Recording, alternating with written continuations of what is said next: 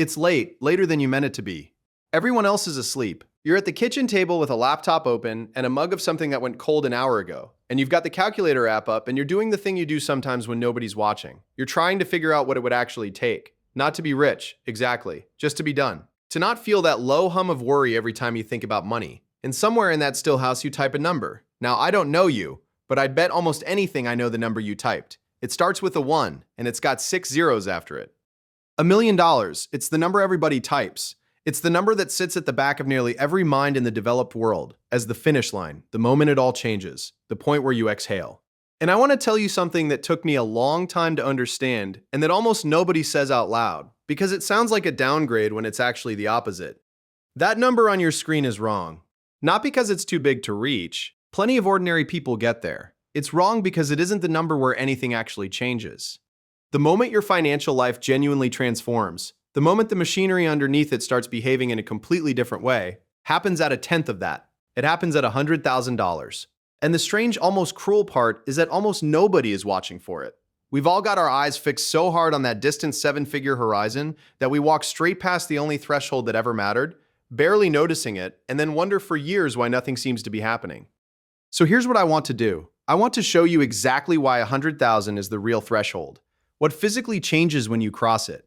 Why the years before it feel so brutally slow that most people quit right before it works. And why the million you've been dreaming about is not a goal at all. It's just what happens automatically to people who crossed the real line and kept walking. By the end of this, I think you're going to want to delete the number you typed and put a different one in its place. Let me start with the thing that explains everything else, because once you see it, the whole picture rearranges. Put a pot of water on a burner and turn on the heat. At 20 degrees 50 and it's still water. It looks the same. It behaves the same. You could stare at it for an hour and see nothing but water sitting there, doing absolutely nothing interesting. At 99 degrees, and this is the part I want you to really hold on to, it is still, in every meaningful way, exactly the same substance it was at 20. It doesn't look nearly transformed. It doesn't look almost there. It looks like a pot of water. At 100 degrees, the thing stops being water. It becomes steam, not warmer water, not better water, but a fundamentally different state of matter with fundamentally different properties. And steam can do things water simply cannot. Steam can drive a piston. Steam can turn a turbine. Steam powered an entire industrial revolution and pulled trains across continents. You can't do any of that with hot water, no matter how hot it is. There's no partial credit. There's a threshold, and on the other side of it is a different category of thing. But here's the piece almost everybody misses about that pot. All that heat you poured in from 20 degrees to 99, every bit of it that felt like it was doing nothing was not wasted.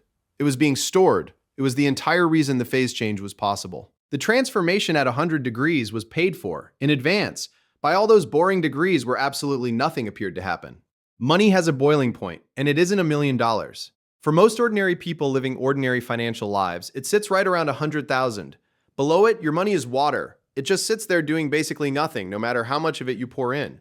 And then somewhere around that threshold, it changes state. It stops being a pile you're building and becomes an engine that works. And I love that the numbers rhyme, because it's the same lesson. 100 degrees, $100,000. In both cases, 99 looks exactly like 1, right up until the moment it doesn't. So let's talk about why the million is the wrong number to aim at, because I don't think most people have ever examined where that number even came from.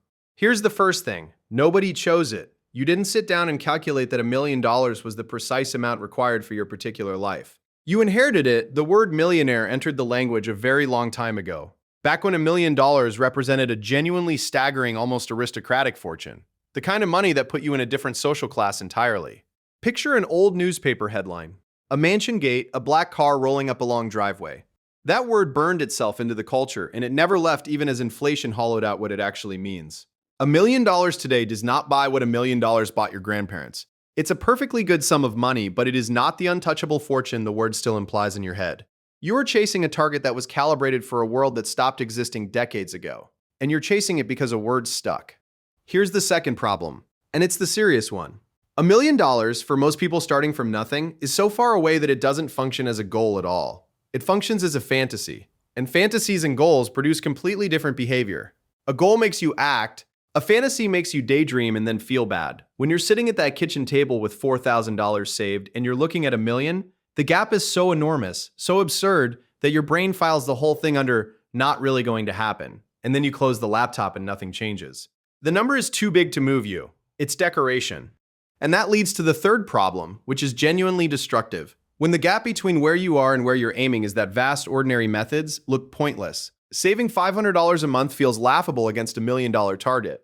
That's a rounding error. That's nothing. That'll take forever. So what happens? People reach for something that could plausibly close a gap that size in one move. The speculative bet. The hot tip. The thing everyone's piling into. The lottery ticket, literal or financial.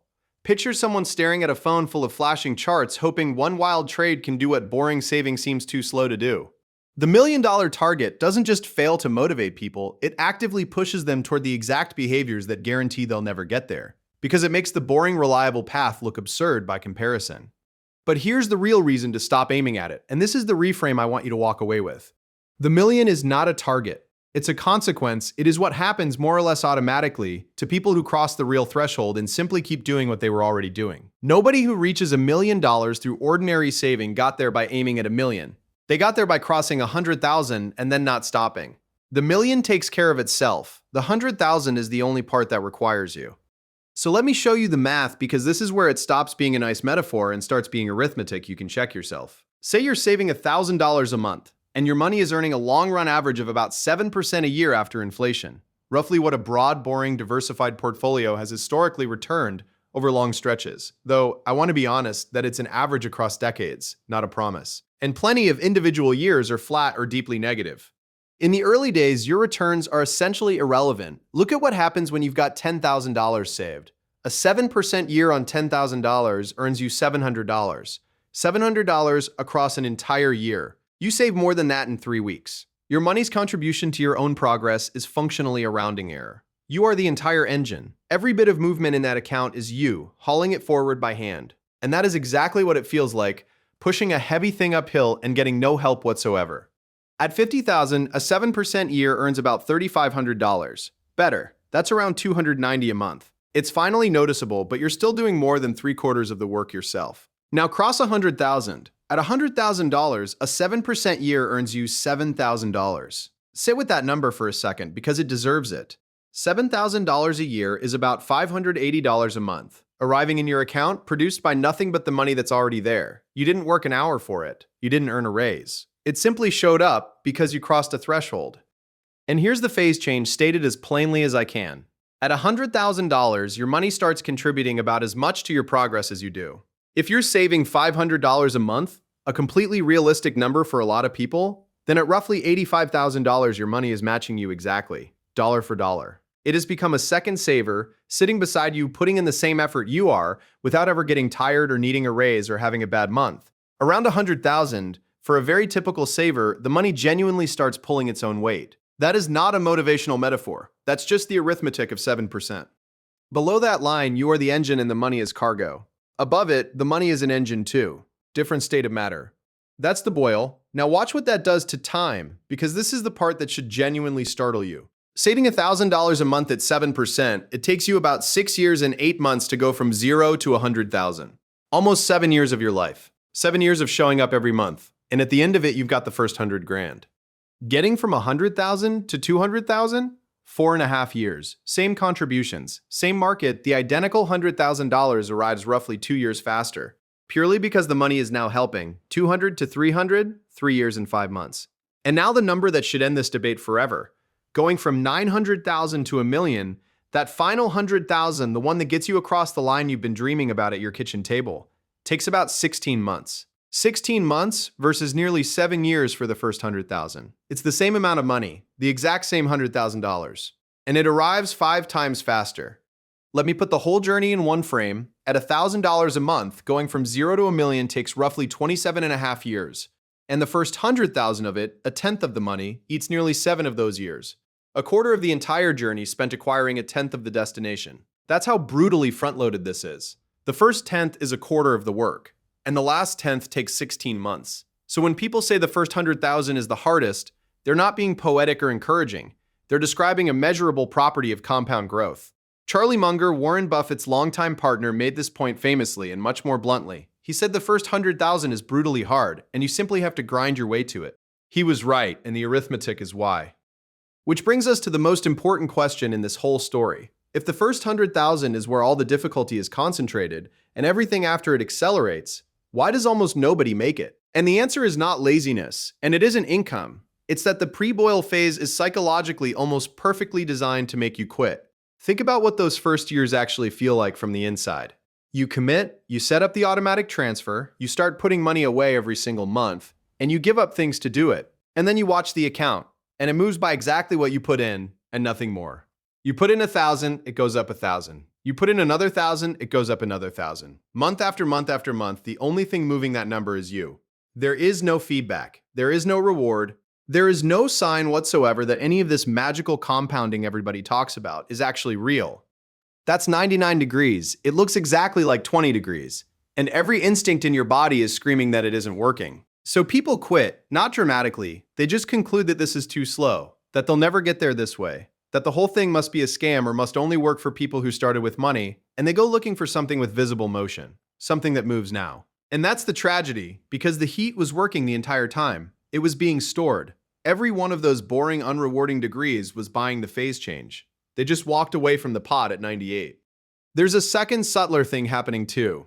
In that early phase, life keeps presenting perfectly reasonable claims on the money. The account hits 30,000, and suddenly there's a wedding, or a car that would be nicer, or a trip you'll never get another chance at. And 30,000 feels like a lot of money just sitting there doing nothing. Because remember, that's exactly what it looks like it's doing. So you take it, and the pot goes back to cold, and you start the heating over from 20 degrees, having thrown away every degree you'd banked. People do this over and over across an entire lifetime and conclude that saving doesn't work, when what actually happened is that they never once let the water reach the boil. So let's be concrete about what actually changes when you cross it, because everything changes is a claim I should have to back up. The first thing is the one we've covered. The money starts working a real shift. You have a second earner in the house who doesn't sleep, doesn't complain, and never asks for a raise. That alone changes the math of your entire future. The second is that time collapses. Every 100,000 after the first arrives faster than the one before it. You've spent 7 years learning that progress is glacial, and then it just isn't anymore. The rules change under you. The third is that fear leaves, and honestly, this might be the one that matters most day to day. A $2,000 emergency stops being a catastrophe and becomes an annoyance. Picture the car breaking down outside a repair shop, the mechanic showing you the bill, and your face showing irritation instead of panic. That low background hum of financial dread that most people carry around their whole lives simply switches off, and you don't fully appreciate how loud it was until it's gone. The fourth is that you gain the freedom to say no. $100,000 is for a lot of people somewhere north of a year of expenses. That means it's the first amount of money that stops buying things and starts buying options. You can leave the job that's grinding you down. You can decline the bad deal. You can wait for the right thing instead of grabbing the first thing. That is a completely different way to move through the world, and it's not available to you at $10,000. The fifth is that compounding becomes visible for the first time in your life. You'll have a year where the market hands you more money than you managed to save, and something rewires in your head when you see it. The abstraction becomes real, and that changes your behavior permanently, because now you're not operating on faith, you have proof. And the sixth is maybe the deepest. You stop being someone who hopes to build wealth and become someone who is building it. The identity shifts. You've crossed a line and you know it, and everything you do afterward is shaped by the knowledge that the thing actually works, because you watched it work. Let me show you all of this across 2 lives, because the difference is so much bigger than it sounds. 2 people, same age, same job, same salary. Both of them are savers. This isn't a story about a spender and a saver, which would be too easy. Both of them put away $800 a month faithfully for 20 years. Same money in. Call them the simmer and the boil. The simmer does everything right except one thing. Every time the pot gets hot, every time the account climbs up toward 50,000, something perfectly reasonable comes along. A car that makes sense. A wedding, a renovation, a stretch where the money is just sitting there and life has an obvious use for it. And each time the simmer takes it and starts over from cold. Not recklessly, not stupidly. Every single one of those decisions was defensible in the moment. Over 20 years, this happens a handful of times. The boil does exactly one thing differently. The boil never takes the pot off the burner. Same $800 a month, same life, same reasonable temptations. But the compounding money is walled off, untouchable, treated as though it belongs to someone else. Life's expenses get handled some other way. That's it. That's the entire difference between these 2 people. Now here's where I want you to brace, because I ran these numbers and they're worse than I expected. Over those 20 years, both people contributed exactly the same amount, $192,000 of their own money. Identical. Not $1 of difference in discipline, in income, or in total saved. The simmer, after 20 years, has about $20,000. The Boyle, after 20 years, has about $417,000. Same income, same savings, same 2 decades of showing up, a difference of nearly $400,000. And it isn't because one of them saved more.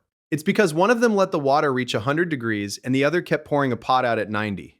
The Boyle crossed 100,000 around year 8, and from that point on had a partner doing half the work. The Simmer spent 20 years heating water and never once got steam. That's what the threshold is worth. Not a lifestyle difference, not a discipline difference. One decision, made over and over. Let it boil. So here's how you actually get there. Not theory, the moves. Move 1, change the number, delete the million. Genuinely evict it from your head because it's doing nothing for you but making the real work look pointless. Put 100,000 in its place and treat that as the finish line. The whole finish line, the only one that exists. Everything past it is a victory lap you'll take automatically. A goal you might actually hit changes your behavior in a way a fantasy never will. Move 2, protect the heat. This is the single highest value thing on this list. Whatever you do, do not let life reach into the compounding pot. That means you need a separate emergency fund, plain boring, accessible cash that exists specifically to absorb the shocks so the long-term money never has to. Those 2 pots have completely different jobs, and the most common way people fail at this is by having only one. The emergency fund is what lets the pot keep boiling when the car dies. Build that first, even before you push hard on the long-term money. Move 3, automate it so it happens without a decision. The pre-boil phase is long and unrewarding, and anything that requires you to feel motivated every single month will eventually fail on a month when you don't. Picture the transfer leaving your paycheck automatically before you even open the app. Set it up once, let it run, and take your own psychology out of the loop entirely. Move 4. Turn up the flame, because in this phase the flow matters more than the return.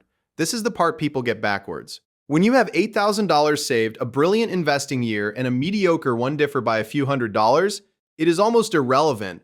What is not irrelevant is how much you're putting in every month. Before the boil, you are the engine, so optimizing the engine is the whole game. Stop obsessing over squeezing an extra percent out of a small pile and put your energy into the contribution, the raise, the side income, the expense you kill. Returns become the story later. Right now, you are the story. Move 5, feed the pot before life absorbs it. Every raise, bonus, tax refund, or windfall goes into the pot before your lifestyle notices it exists. Picture a tax refund check landing, a bonus email arriving, or a raise showing up on the pay stub. And the money moving to the pot before the new car, new phone, or nicer apartment even has a chance to enter the conversation. This is the fastest legal way to shorten the pre-boil phase, because it's money your monthly life has no claim on yet. The gap between getting a raise and adjusting your life to it is a window, and it closes fast. Move 6, buy time, not tickets. No lottery-shaped bets. And I want to connect this back, because it's the whole reason the million was poisoning you. Once your target is 100,000 instead of a million, the boring path actually works. 100,000 is genuinely reachable on an ordinary income with ordinary saving, and it's reachable in years, not decades. The speculative bet only ever looked necessary because the target was absurd. Fix the target and the temptation mostly dissolves on its own. Move 7, learn to read invisible progress or the silence will beat you. Since the account balance won't reward you before the boil, track the total you've contributed. Track the number of months of expenses your pile now covers. Track how many degrees you've climbed toward 100. Give yourself a feedback signal that actually moves during the phase when the dollar number won't, because the thing that kills people here is not poverty, it's silence. And here's the reframe I want to leave you with on this whole list, because I think the boring years get described completely wrong. That pre-boil phase is not the price you pay for the fortune. It is the fortune in its stored form. Every degree of heat you put in while nothing appeared to be happening was buying the phase change. The transformation was paid for in advance by exactly the boring months that felt wasted. And there's something else worth knowing. This is the only phase of your entire financial life where your effort is the whole engine. Later, the money does most of it, and your contributions barely matter. Right now, every dollar you put in is doing more work than any dollar you'll ever add again. That's not deprivation. That's the highest leverage moment you will ever have with money, and it's temporary, and you're standing in it right now. Now, let me be honest with you about the limits of all this, because I don't want to sell you a magic number. 100,000 is not a law of physics. It's a zone, not a line. And where it actually falls for you depends on your savings rate and your expenses. If you save $500 a month, your crossover is somewhere around $85,000. If you save $1,000, the true dollar for dollar match doesn't happen until closer to $170,000. So 100,000 is a landmark, not a precise threshold that applies to everyone identically. The principle is exact. The number is approximate. Crossing it does not make you rich, and it does not mean you can stop. It means the machine is running. That's all. but that's enormous, and it's more than most people ever achieve. The 7% I've been using throughout is a long-run historical average for a broad diversified portfolio, adjusted for inflation. It is not a guarantee, it's not what you'll get in any specific year, and some years will be genuinely painful. The math I showed you describes how compounding behaves on average across decades, which is the honest way to think about it, but you'll be living through the individual years, and some of them will test you. And where the money lives matters. 100,000 locked in a retirement account you can't touch for 30 years is real wealth, but it doesn't buy you the freedom to walk away from a bad job next month. 100,000 you can access buys different options. Same number, different kind of power, worth thinking about which one you're building and why. None of this is advice about what you specifically should do with your money. It's the mechanism, and what you do with it is yours to decide. So let's go back to that kitchen table. It's late, and everyone's asleep, and the mug's gone cold, and there's a number on the screen with 6 zeros after it. You've been staring at that number for years, honestly. It's been sitting in the back of your mind since you were young enough to first understand what money was. This distant, shimmering thing that would one day make it all okay. And that some part of you has never really believed you'd reach. Delete it. Type 100,000 instead. Because that number is not a smaller dream, and it's not settling. It's the only threshold that ever actually did anything. It's the temperature at which your money stops being a pile you're pushing around and becomes an engine that pushes back. Everything you've been imagining that the million would give you, the calm, the options, the end of the fear, the sense that it's finally working, most of that arrives at the boil, and the boil is 1/10 of the distance you thought you had to cross. And the million you wanted? You don't have to chase it. It's just what the pot does if you leave it on the burner. Here's the last thing, and it's the thing I'd want someone to have told me. Water at 99 degrees looks exactly like water at 20. There is no visible sign, none at all, that anything extraordinary is 1 degree away, which means that the moment right before it works is completely indistinguishable from the moment where it will never work. That's why people walk away. That's the whole trap. They're not quitting because they failed. They're quitting because success and failure look identical from the inside, right up until the threshold. So if you're in that stretch right now, the boring years, the account that only moves when you move it, the low hum of a voice telling you this is too slow and you'll never get there, I want you to understand exactly what you're looking at. That's not failure. That's 99 degrees, it looks like nothing. It's not nothing. It's stored heat, all of it, and it's about to change into something else entirely. Keep the heat on. Don't pour out the pot. Let it boil.